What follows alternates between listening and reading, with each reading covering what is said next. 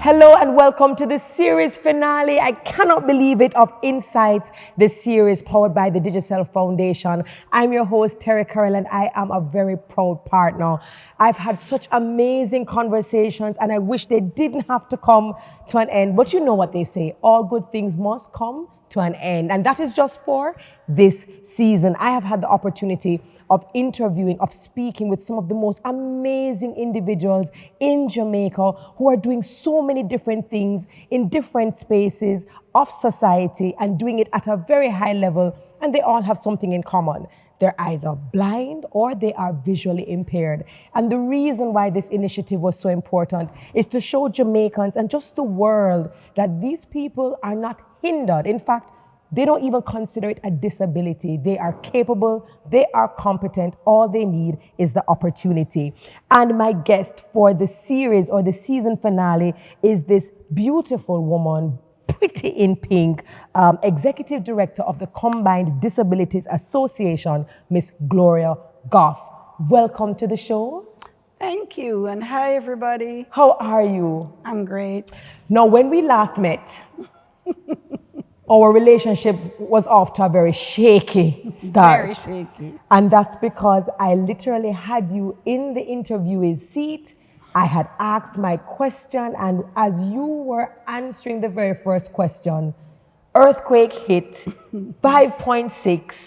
I was supposed to drop under a table or go in a door jam, and all I could do was run across to you and hold you and say, everything is going to be Okay. okay. And of course, here we are, rescheduled, and it's great to have you. Before we jump into the conversation, however, Executive Director of the Combined Disabilities Association, for persons who have no idea what that is, what it represents, give us an understanding of what it is this association does. All right. Hi again. The Combined Disabilities Association, as it says, combined, is a cross-disability organization. So, unlike a Jamaica Association for the Deaf or a Jamaica Association, Society for the Blind, that focuses on one disability, our organization represents all types of disability, hence the combined. And our main role, our mandate, is to advocate for the rights and dignity and development of persons with disabilities. And we do that through a number of areas. Advocacy, the main one, but we also do it through programs that we implement and partnerships that we forge and so on. Beautiful. Now, what makes you very different is that I've had the opportunity of speaking to some of our guests. Some were born blind, some were visually impaired, others, for example, had sight, like Senator Dr. Floyd Morris, who started losing his sight in high school and then lost it 6 years later. And you had sight, born with sight, and then you lost it, or you started to lose it at the age of 7. Talk to me and talk to us about that transition from having seemingly a normal life and then all of a sudden getting accustomed to the other side. Well, it happened when I was 7 years old. And based on what the doctor said, it resulted from a fall that I had off my pet donkey when I was 4 years old. Kidding. My sister and I were on the pet donkey, and somebody shouted hello to my father. The donkey got frightened, jumped onto a bank. We fell into the road. I hit my head. She broke her arm. And resulting from that, the doctor dressed the cut and everything, but nobody predicted that it would have had more far-reaching effects. Yes. So when I was 7 years old, I didn't notice, because at 7 you just want to be able to see, to run up and down and do what you have to do, To right? play, of course. Right, jump in the river and catch little fish and all kind of things, climb trees, swing on the what you call guava tree. Yeah. So I was doing all of those things because I had more brothers and sisters. And anyway, the teacher noticed that I was writing differently. Yeah. Things were running into each other or one another. The writing looked more like, after a while, looked more like patterns than letters. So that part of it, I couldn't understand at 7. And when they told my parents, of course, they checked me at home, put up fingers, how many fingers, what color is this? I saw all of that. My father said, lazy, she lazy. No one do no schoolwork. Send her back to school. But when I went back, the whole thing started again. So the teacher said, look, Kara, go to the doctor. Yes. Anyway, so another part is that when the doctor saw me, I was able to see the letters, but as they got smaller, of course, I wasn't seeing them as well. So he recommended that I wear glasses. Another specialist said, no, hospitalize her.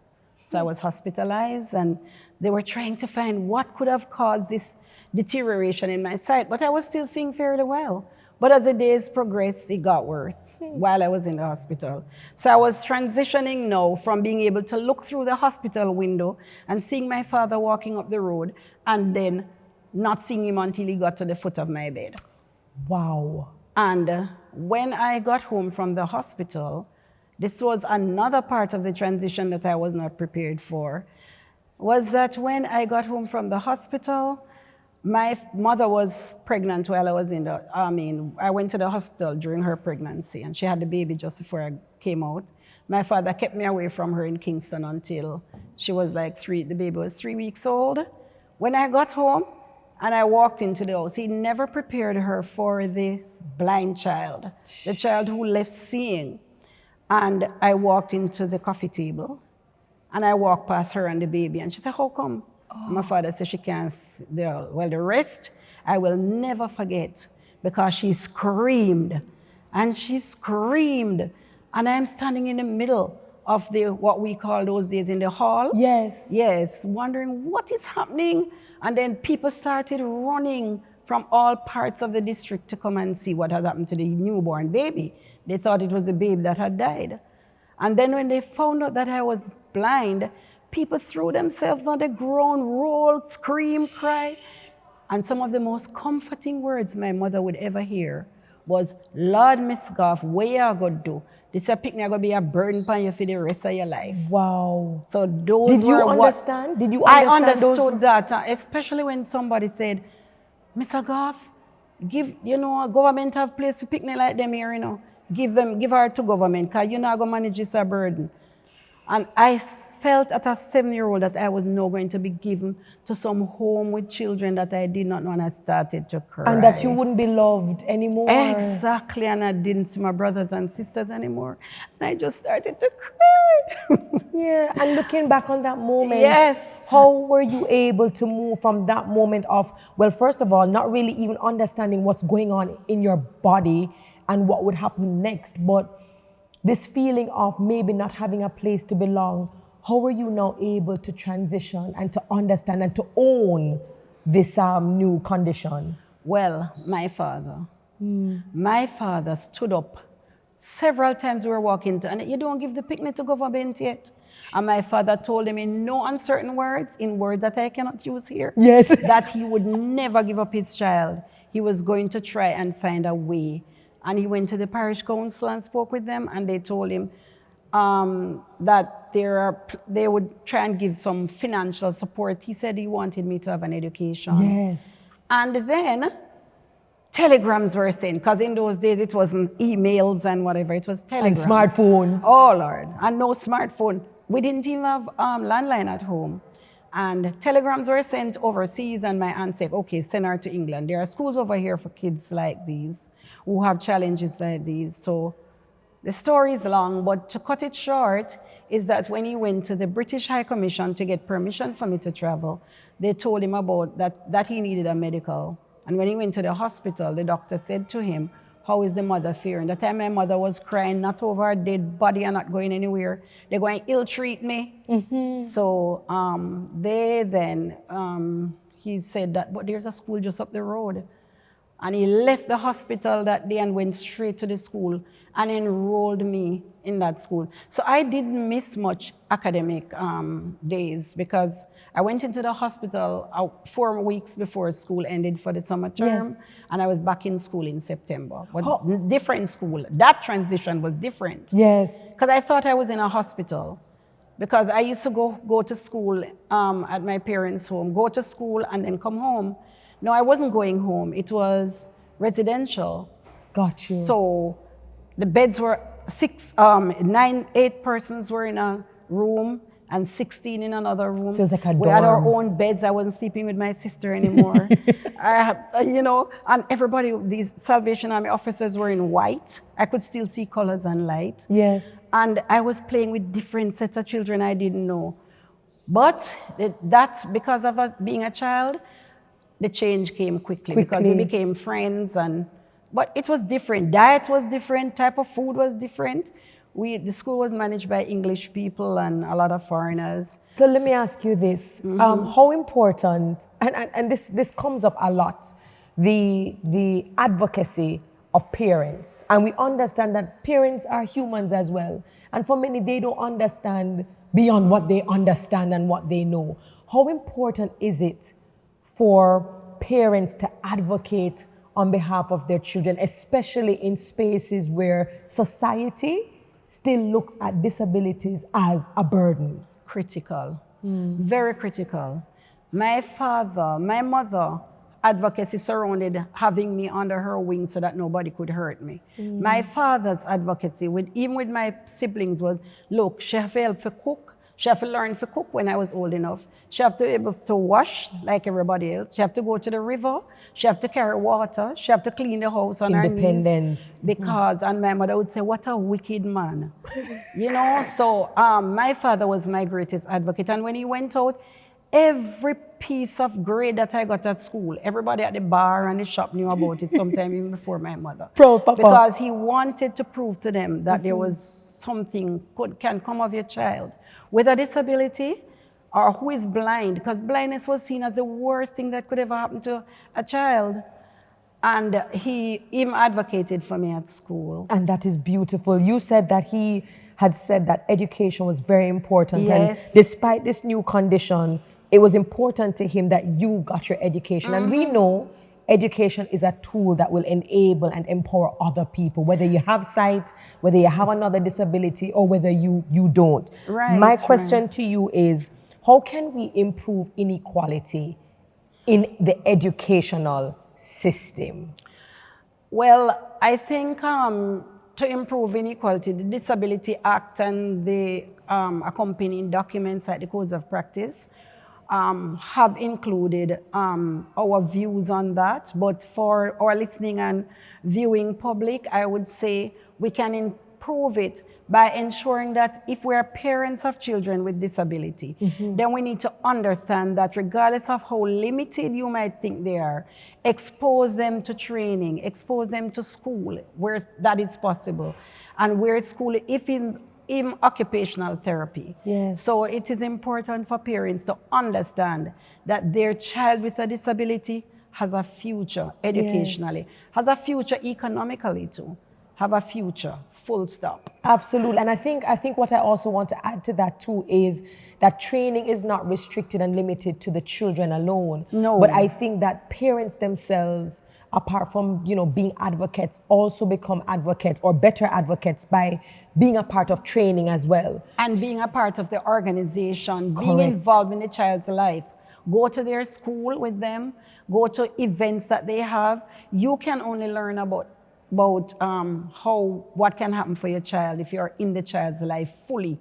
My mother, who believed that even going to the school for the blind, she rebelled against it.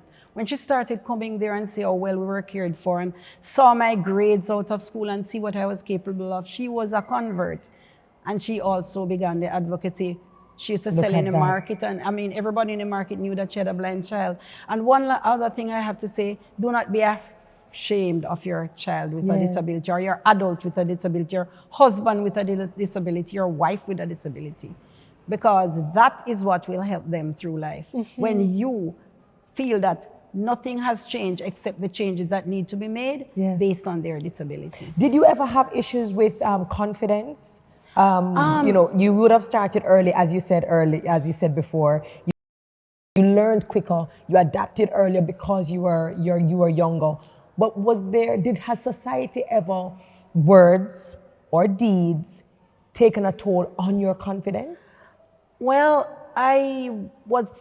I think, always a self-confident person, except during the time when I was pregnant with my first child. Yes.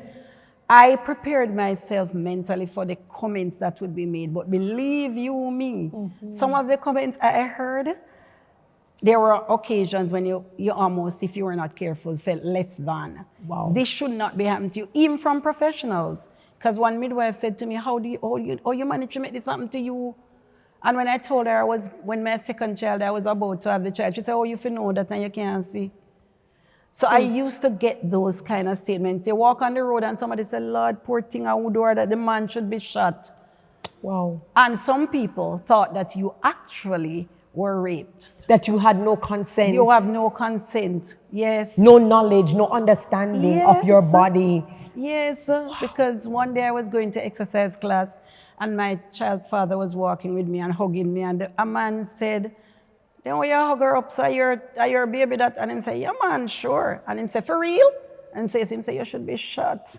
Wow. So you got those comments. So then you have to pull on your inner strength.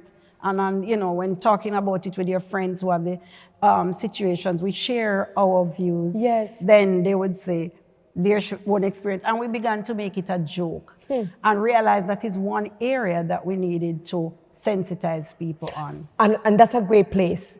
The sensitization, because we know the Disabilities Act. It is there. February 14, 2020, the government actually gave landlords and companies and businesses time, 2 years, to change things from an infrastructure standpoint to even recruitment and the hiring process of people with disabilities. Do you think that there anything else needs to be done or considered besides the Disabilities Act, or does it cover, in your opinion, everything that needs to be addressed? The Disabilities Act is a work in progress. Just like everything else, when you have the first act, the Act of 1938, or excluded persons with disabilities from driving, with physical disabilities and deafness. And later on, we had to modify that through advocacy. Update. So just like every other act, you look around now and you might say, okay, we should have said more about transportation. We should have said more about support for parents of children with disabilities, parents who have to stay at home and the, because of the severity of the disability of the child and not being able to go to work, So there are a number of things that, of course, we have to look at when the act comes up for review, and it comes up for review in 3 years' time. Okay, and my question therefore is, even though we have the Disabilities Act, you spoke about the sensitization of society, the fact that our culture doesn't seem to leave any room, does not show any grace where our citizens with disabilities are concerned. Do you have any ideas or strategies as the executive director, right, for the Combined Disabilities Association?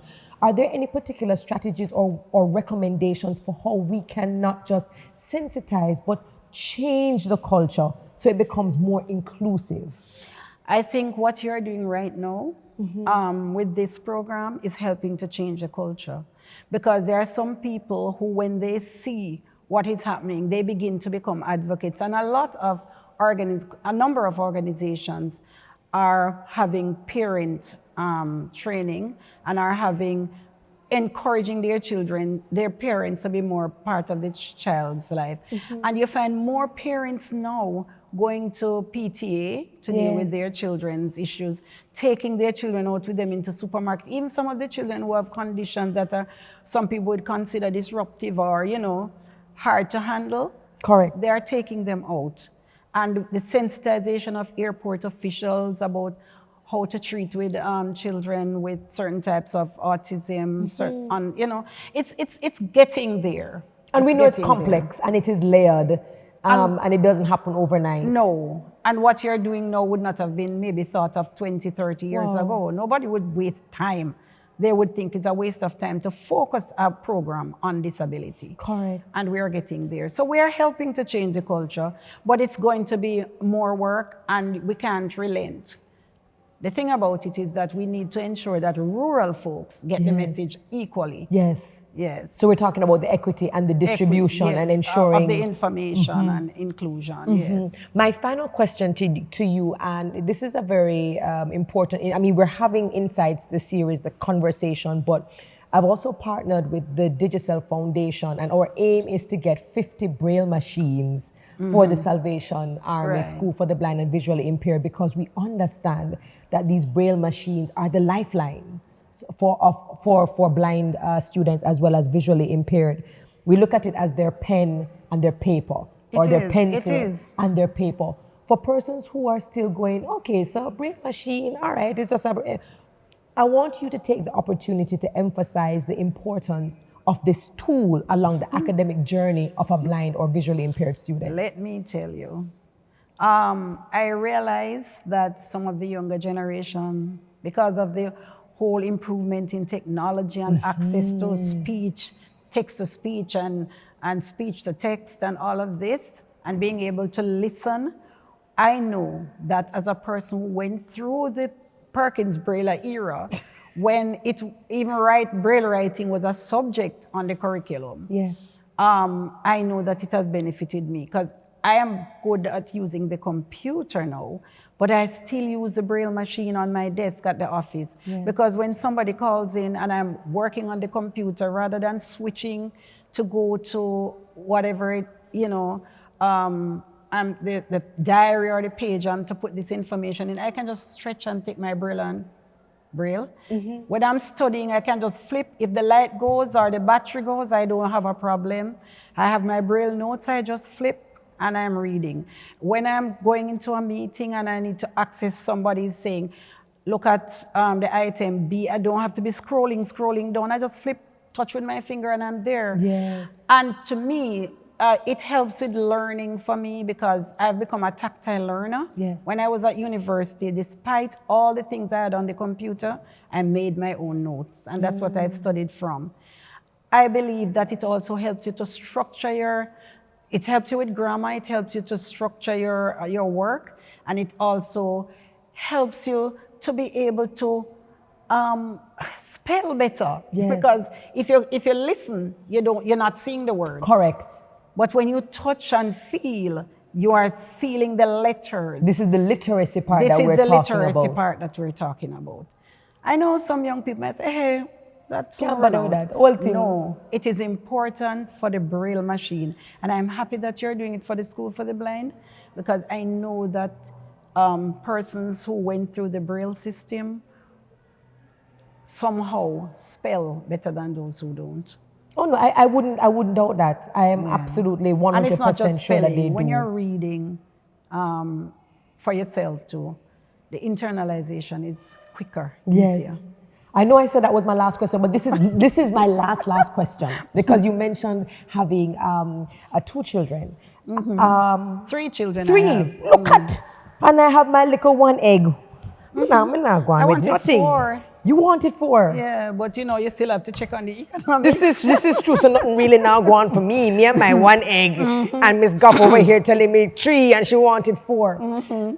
Just because we understand that society still is trying to wrap its head around competency. Talk to me about motherhood and blindness. Even not being able to necessarily know what your children are like, but being intuitive enough to still know who they we know are. what our children are like. You do? Yes, we do. Who bathed them? Who wiped their faces? Who cleaned their nose? Yes. Huh? Who helped to brush their teeth when they're small? Yes. You know what your child looks like. And because you bond with your child, that's the important thing. Don't give no mama nor no granny to take care of. They can assist you, but be in your child's life. Let your child be in your life. Whenever my children were growing up and their PTA, their school reports, I was there. And by the time I got to Merle Grove, where my daughter went to, or Jonathan Grant or Bridgeport High, the children are running to meet me, not my child alone. So you're in your child's life. And if mommy feel this, touch me, I'm putting on weight. Mommy, see me I lose weight, the dress can't fit me anymore, the pants I get big. You touch your child, you hug your child, you know what your child is. When you know the size of your child's nose. Yes. Yes. You know the type of forehead. You touch your child. People always say we don't know what our children look like. We do. Yes. We do, because we have a mental picture when we touch and know that this nose is a little bigger, that nose is a little straighter. Yes, we do. We might not know what you look like unless somebody tells us, because you're not close to us like that. But we touch our children all the time. We And know I what they look appreciate like. that because what you're also speaking about is involved and intentional parenting regardless. Yes. Regardless. And I thank you for that. You have been an advocate. You know what it was like to have sight. You know what it is like to be blind. You know what it is like to be a mother. You know what it is like to be a leader, an activist. And we appreciate you for the work that you have done and the work that you continue to do, because you are actually paving the way for so many more who are coming behind you. And I certainly hope, as you said earlier, that this series, InSights, will help to be one of the platforms that informs and educates others as we take this inclusive journey together. And we certainly will get things wrong. We understand, because the world is centered around people like us with all the abilities, but we can become active participants, I believe, in this inclusive journey. And this journey has taken me both regionally and internationally. So I myself have grown and benefited from being a part of the advocacy process. Thank you. Thank you so much. You had any more last words? I see you stopped a while ago. Any last words? Just the last word, and the last word is to our viewers. Just see a person with a disability as a person, and see a person with a disability that you can also develop a disability, and use their inspiration. Let them inspire you, that if it ever happens to you or your child or anybody within your community, you can understand that it's not the end of the world. We could not have ended the InSights series on a better note. When you see someone with any disability, see the person, see the humanity. Do not define them by their disability. They are so much more. And what we're asking you to also do is to treat everyone who you come into contact with just common decency and with dignity. They are proud and independent people, I can tell you that much. All they need for you is to just give them room and allow them to show you what they can do. Again, this is there you go, right? Preach, period. This is the series finale of InSights, the series powered by the Digital Foundation. It has been an absolute pleasure serving as your host, your moderator, your interviewer. I am Terri-Karelle, and that was the lovely Gloria Goffe, Executive Director of the Combined Disabilities Association. So this might be the finale, but again, we ask that you like, engage, share, but more importantly, do. Be the advocate, pass it on, influence your spaces to do what is right. So until we see you for the next season, which will be bigger and better, we say thank you. Bye.